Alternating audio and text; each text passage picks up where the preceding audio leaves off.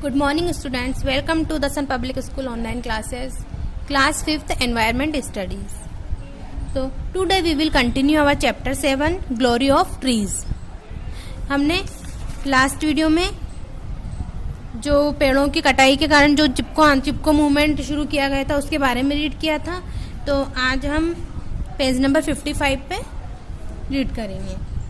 तो forest wealth conservation the ancient tradition of Rajasthan, one संपदा संरक्षण। फॉरेस्ट वेल्थ कंजर्वेशन मीन्स होता है वन संपदा संरक्षण और N ancient tradition of Rajasthan, एक राजस्थान की एक प्राचीन परंपरा है। क्या है? वन संपदा संरक्षण। तो after visiting the fair next day Bhavya and Sanjay discuss about the fair in the classroom. कि मेले में जाने के बाद अगले दिन भव्य और संजय क्लास में मेले के बारे में चर्चा करते हैं। तो भव्य बोलता है, I felt excited after visiting the fair of our folk deity, कि मैंने अपने लोक देवता के मेले में जाने के बाद बहुत उत्साहित महसूस किया, बहुत एक्साइटेड, बहुत अच्छा महसूस किया। आई सा big posture land and Ouran near the fair compound, कि मैंने वहाँ पर एक जो मेला परिसर था, वहाँ का जो फेयर कंपाउंड था, वहाँ पर एक बड़ा सा चारागाह और ओरान देखा। संजय कहता है, what is posture land and Ouran, के चारागाह और ओरान क्या है? भव्य बोलता है, I have seen many trees bushes and uncultivated land, कि मैंने वहाँ पर पेड़, शाखाएं और अनकल्टिवेट मीन्स जो बिना जुती हुई जमीन होती है, भूमि होती है जहाँ पर कुछ भी नहीं जोता जाता है, बिल्कुल प्लेन सपाट होती है, वो उसको बोलते हैं। तो उसने वहाँ पर बहुत सारे पेड़, शाखाएं, झाड़ियाँ और बहुत सारी ऐसी बेजुती जमीन देखी। From the trees and bushes here it seems that people do not use axes to cut them here, कि यहाँ के पेड़ों और झाड़ियों से ऐसा लगता है कि मतलब वहाँ के जो पेड़ और झाड़ियाँ उनको देख के ऐसा लगता है कि लोग यहाँ काटने के लिए कुल्हाड़ियों का उपयोग नहीं करते हैं। Sanjay, how did you get all this information, कि आपको ये सब जानकारियाँ कैसे लगी, कैसे मिली, है ना? तो भव्य, इन माई विलेज, मेरे गांव में people do not cut wood from this type of land, कि मेरे गांव में लोग इस प्रकार की भूमि से पेड़ लकड़ी नहीं काटते हैं। Let us know more about this from our teacher, कि आइए हम अपने टीचर से इसके बारे में अधिक जानकारी लें। Sanjay, sir please tell us about pasture land और ओरान। संजय बोलता है, सर कृपया हमें चारागाह और ओरान के बारे में बताएं। टीचर, डियर स्टूडेंट, प्रिय छात्रों, our state has old tradition of conserving the forests, कि प्रिय छात्रों, हमारे राज्य में वनों के संरक्षण की सदियों पुरानी एक परंपरा है। People conserve the land around their village in the name of a folk deity sons और ग्रेट मैन, कि जो लोग अपने गांव के आसपास की भूमि को एक नाम पे संरक्षित करते हैं, जैसे या तो लोक देवता, संत या महापुरुष के नाम पे इसको संरक्षित करते हैं। Such land is known as Oran, ऐसी भूमि को ओरान के नाम से जाना जाता है। Sanjay, sir people do not cut wood from such land. अब संजय पूछता है, सर लोग ऐसी जमीन से लकड़ी नहीं काटते हैं? Teacher, yes they do not cut would, yes हाँ, वे लकड़ी नहीं काटते हैं। एज दिस पीपल, जैसा कि people are aware about environment conservation, the pasture land and oran also remain preserved, कि मतलब जैसा कि ये लोग पर्यावरण संरक्षण के बारे में जागरूक होते हैं, वैसे चारागाह और ओरान भी संरक्षित रहते हैं। Sanjay, sir the villagers also talk about government laws regarding such type of land. Sir ग्रामीण गांव के लोग भी इस प्रकार की भूमि के बारे में, सरकारी कानूनों के बारे में बात करते हैं। गाँवों में भी लोग इसके बारे में बात करते हैं, इसलिए वो बोलता है सर से। संजय, अब टीचर कहते हैं, यस संजय, हाँ संजय, यू आर राइट, तुम सही हो, आप सही कह रहे हो। Feeling the need of making people aware about the importance of environment protection, the Rajasthan government has formed laws and conserved such land, कि हाँ संजय आप सही कह रहे हैं, पर्यावरण संरक्षण के महत्व के बारे में लोगों को बनाने की आवश्यकता महसूस करते हैं, और जो राज्य सरकार होती है, राज्य सरकार ने बहुत सारे ऐसे कानून बनाए हैं और ऐसी भूमि का संरक्षण किया, ऐसी भूमि को बचाया है।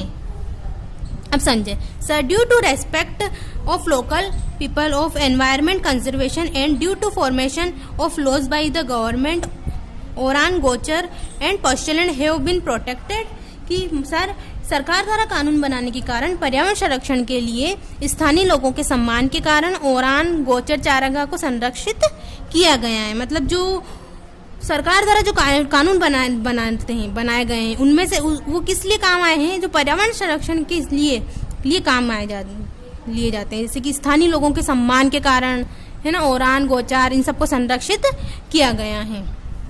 दिस वे, इसी तरह forest of Rajasthan are being conserved through various traditions and laws, कि इसी तरह राजस्थान के वन विभिन्न परंपराओं और कानूनों के माध्यम से संरक्षित किया जा रहा है।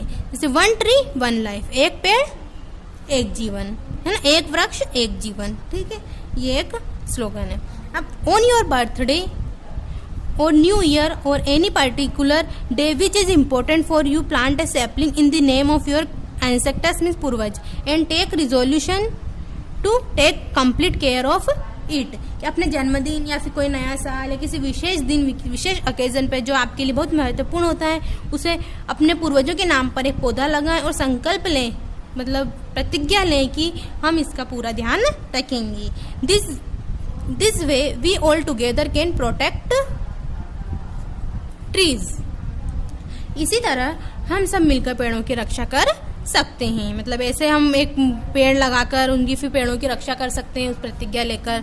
अब देखो राजस्थान डिस्ट्रिक्ट मैप, ये क्या है, राजस्थान डिस्ट्रिक्ट का एक मैप है। ये आपको देखना है, बस समझना कि कौन सा क्षेत्र कहाँ पर है। In the following table parks sanctuaries of Rajasthan and the districts where they are located are given. जो इसमें नीचे जो तालिका दे रही है, इसमें राजस्थान के पार्क, अभ्यारण्य हैं और वे जिले हैं जहाँ पर स्थित, मतलब वे जिले हैं जहाँ पर ये सब दिए गए। Map of Rajasthan is also given, और राजस्थान का मानचित्र मैप भी दिया गया है। Understand this place along with their districts in details, कि इन स्थानों को अपने जिलों के साथ विस्तार से समझें। अब देखो पार्क्स एंड सेंचुरीज है, और ये कहाँ, कौन से जिले में, कौन से डिस्ट्रिक्ट में, ये बता रखा। देखो Ranthambore tiger reserve national park, Ranthambore tiger reserve national park कहाँ पर है, सवाई माधोपुर में।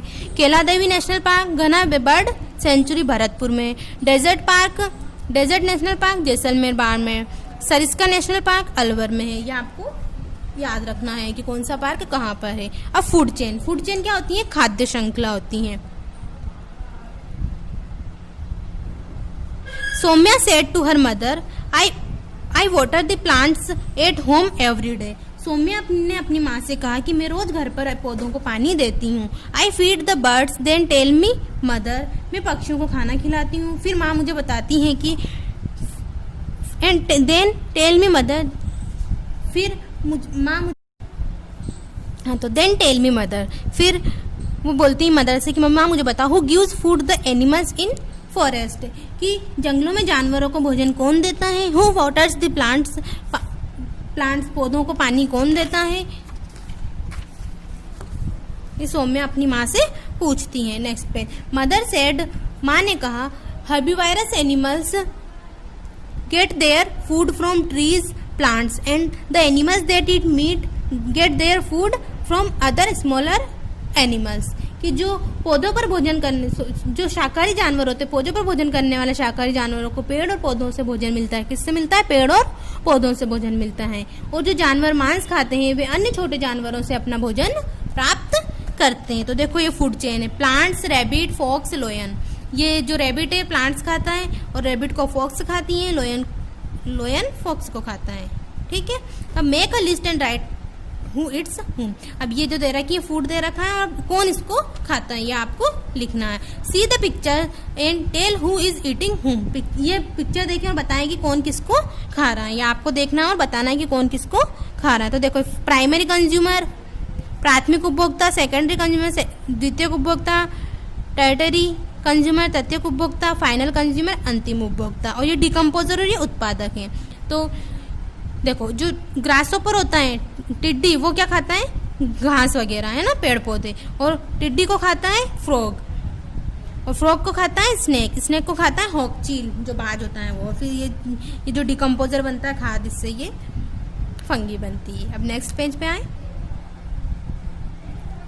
The feeding relationship among different living things and plants and is called food chain, कि विभिन्न जीवित चीजों और पौधों और पेड़ों के बीच जो भोजन खिलाना होता है वो क्या होता है, खाद्य श्रृंखला होती है। अब डू यू नो, क्या आपको पता है, food chains were first introduced by the African Arab scientist and philosopher A.L. Jahiz in the 9th century and were later popularized in a book by Charles Elton published in 1927। की जो खाद्य श्रृंखलाओं को पहली बार 9वीं शताब्दी में अफ्रीकी अरब वैज्ञानिक और दार्शनिक अल जाहिज द्वारा पेश किया गया था और बाद में 1927 में प्रकाशित कथा एल्टन द्वारा इस पुस्तक को लोकप्रिय किया गया। तो now this chapter is complete. I hope you have understood it. So we will do the question answer of this chapter in our next video. Thank you.